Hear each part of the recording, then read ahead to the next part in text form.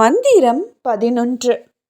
ஒன்று, அவங்களோட மொத்த சக்தியையும் புதுசாக வர ராணி தேவதைக்கு கொடுத்துட்டு பூமிக்கு போய் ஒரு சாதாரணமான வாழ்க்கையை வாழணும். இல்லை அப்படின்னா அவங்களோட பாதி சக்தியை மட்டும் புதுசாக வர ராணி தேவதைக்கு கொடுத்துட்டு அவங்க பூமியில் இருக்க நல்லவங்களுக்கு உதவி செய்யணும். அதாவது ஒரு ஃபேரி காட் மதராக மாறி அவங்களுக்கு உதவி பண்ணணும். அது மட்டும் இல்லாமல் என்ன ராணியாக ஆக்குன அந்த தேவதையும் ரெண்டாவது ஆப்ஷனை தான் எடுத்துக்கிட்டாங்க. இப்போ அவங்க பூமியில் இருக்காங்க. நான் ராணியாக முடிசூட்டினதுக்கு பிறகு இருள் தேவதை லோகத்துக்கு மேலே போர் கொடுத்தாங்க. அதில் நிறைய தேவதைகள் இறந்து போனாங்க. சொல்லப்போனால் நம்ம தேவதை லோகம் பாதி அழிஞ்சு போச்சு. அதுக்கப்புறமா ரொம்ப கஷ்டப்பட்டு மறுபடியும் இருள் தேவதையை நாங்கள் சிறை பிடிச்சோம். ஆனால் அவங்களோட கெட்ட சக்தினால் அந்த சிறையிலேருந்து தப்பிச்சிட்டாங்க. ஆனாலும் ராணி தேவதையோட சக்தியை காப்பாற்றணும் அப்படின்னு நினச்சேன். அதனால நான் எனக்கு முன்னாடி இருந்த ராணி தேவதை கிட்ட இதை பற்றி பேசினேன். ஏன் என்ன ராணி ஆக்குனீங்க அப்படின்னு நான் கேட்டேன். அதுக்கு அவங்க, இங்கே பாரு அழகு தேவதை, நான் உன்னை ராணி ஆக்குறதுக்கு பல காரணங்கள் இருக்குது. அதில் ஒரு காரணம் உன்னோட நல்ல மனசு. யார்கிட்டையும் எதையும் எதிர்பார்க்காம நீ செய்கிற உதவிகளும் அவங்களுக்கு ரொம்ப ஹெல்ப்ஃபுல்லாக எப்போவுமே சப்போர்ட்டிவாக இருந்த. அதனால தான் எனக்கு தெரியும் மலை தேவதையும் நல்ல மனசுக்காரங்க தான். இந்திரதேவனோட ஆசீர்வாதத்தோட அவங்களால நினைக்கும் போதெல்லாம் பூமிக்கு மழை கொடுக்க முடியும். ரெண்டு பேரோட சக்தியும் ரொம்ப முக்கியமான சக்தி தான். ஆனால் ராணி ஒருத்தவங்களால மட்டும்தான் ஆக முடியும். அதனால தான் உங்கள் ரெண்டு பேரையும் நான் கண்காணிச்சுக்கிட்டே இருந்தேன்.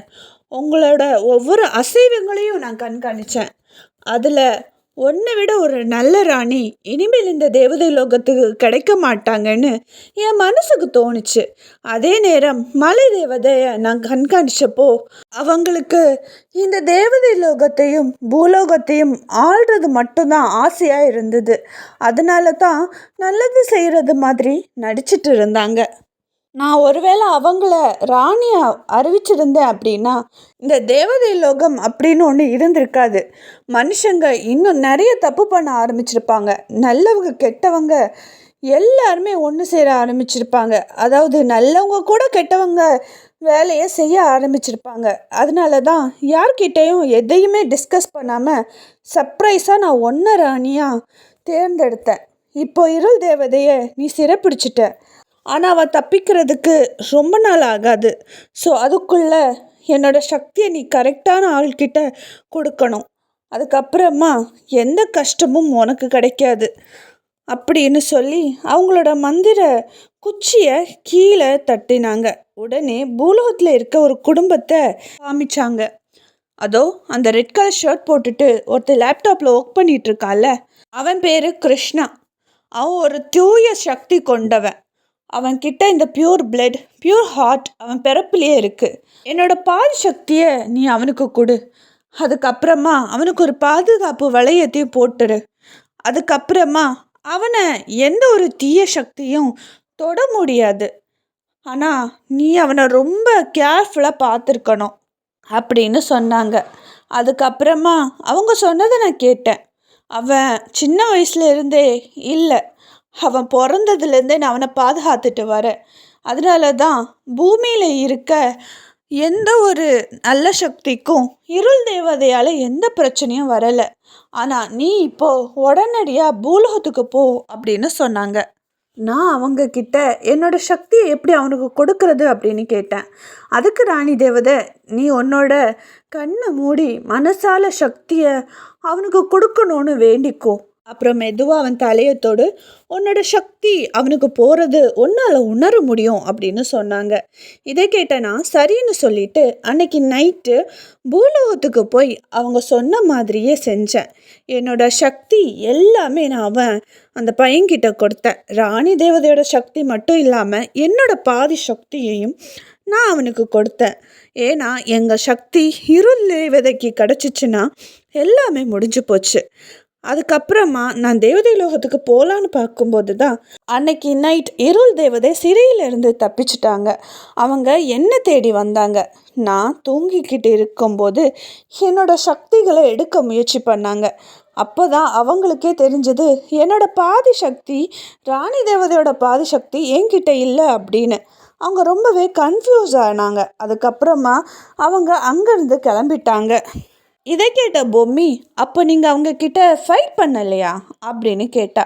அதுக்கு ராணி தேவதை, இல்லைம்மா, அனாவசியமாக யார்கிட்டேயும் சண்டை போடக்கூடாது அப்படிங்கிறது நம்ம தேவதை லோகத்தோட ரூல்ஸில் ஒன்று.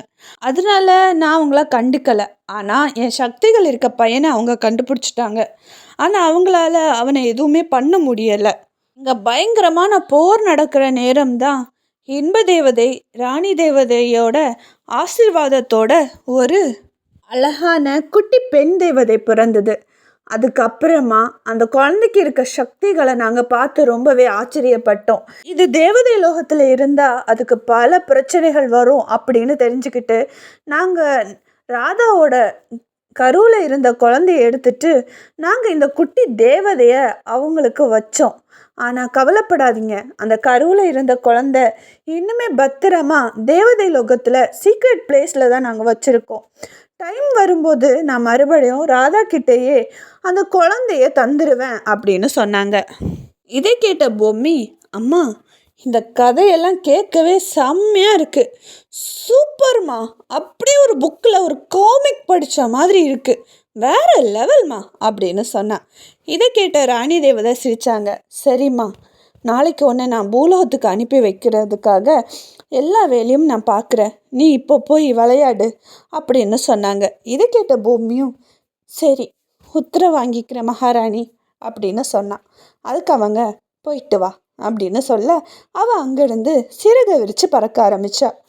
மறுபுறம் ஷான் ரொம்ப சின்ன பிள்ளை, அவனை எப்படி பார்த்துக்கிறது, அவனை எப்படி காப்பாற்றுறது அப்படின்னு நான் கேட்டேன். இங்கே பாரு கிருஷ்ணா, உன் குழந்தைய பார்த்துக்கிறதுக்கு என்கிட்ட ஒரு வழி இருக்குது. ஆனால் அது நீ செஞ்சாகணும். செஞ்ச அப்படின்னா அது உன் உயிருக்கு கூட ஆபத்து வரக்கு வாய்ப்பு இருக்குது. நல்லா யோசிச்சு பதில் சொல்லு அப்படின்னு சொன்னாங்க. இதை கேட்டேன்னா, இதில் யோசிக்கிறதுக்கு என்ன இருக்குது ஃபேரி காட் மதர், எனக்கு என் குழந்தையோட உயிர் தான் முக்கியம். ஷானை பாதுகாக்கிறதுக்காக நான் என்ன வேணாலும் செய்வேன். அவன் சூனியக்காரங்க கிட்ட மறுபடியும் கிடச்சிட்டானா அது இந்த உலகத்துக்கு ஒரு பெரிய பிரச்சனையாக வந்து சேரும். ஆனால் அவனை எப்படியாவது பாதுகாத்தாகணும். ப்ளீஸ் ஃபேரி காட் மதர், என்ன வழியாக இருந்தாலும் பரவாயில்ல, நீங்கள் அதை என்கிட்ட சொல்லுங்கள், என் உயிரே போனாலும் பரவாயில்ல அப்படின்னு நான் சொன்னேன். இதை கேட்ட ஃபேரி காட் மதர், ஷபாஷ், இப்படித்தான் இருக்கணும். உன்னோட தியா எப்படி ஒரு சக்தி வாய்ந்த தேவதையாக இருக்காளோ அதே போல் ஷான் ஒரு அதிசக்தியாக இருக்கான். அதனால் இந்த உலகத்தில் அழிவு கூட அவனால் கொண்டு வர முடியும். இப்போ அவன் குழந்தை, அவனோட சக்திகளை நீ இப்போவே கண்ட்ரோல் பண்ணால் மட்டும்தான் அவன் வளரும்போது எந்த ஒரு பிரச்சனையும் இல்லாமல் அவனை பாதுகாப்பு வச்சுருக்க முடியும். கூடவே இப்போதைக்கு நம்ம ஒரு பாதுகாப்பு வளையத்தை போட்டுடலாம். உன்னோட சக்தியை நீ பயன்படுத்தியே ஆகணும். ஆனால் இன்னைக்கு இல்லை, நீ நாளைக்கு கண்டிப்பாக வரணும். நாளைக்கு பௌர்ணமி, நாளைக்கு 12 மணிக்கு ஏற்காடு ஃபாரஸ்ட் பக்கத்தில் இருக்க கோயிலுக்கு வா, அங்கே பண்ண வேண்டிய எல்லாம் பண்ணலாம் அப்படின்னு சொல்லி வாயை மூடுறதுக்கு உள்ளாடியே, அப்படி என்ன பண்ண போகிறீங்க அப்படின்னு ஒரு குரல் கேட்டுச்சு. நாங்கள் 2 பேருமே திரும்பி பார்த்தோம். பயங்கரமாக ஷாக் ஆகி நின்னோம். மீண்டும் சந்திப்போம்.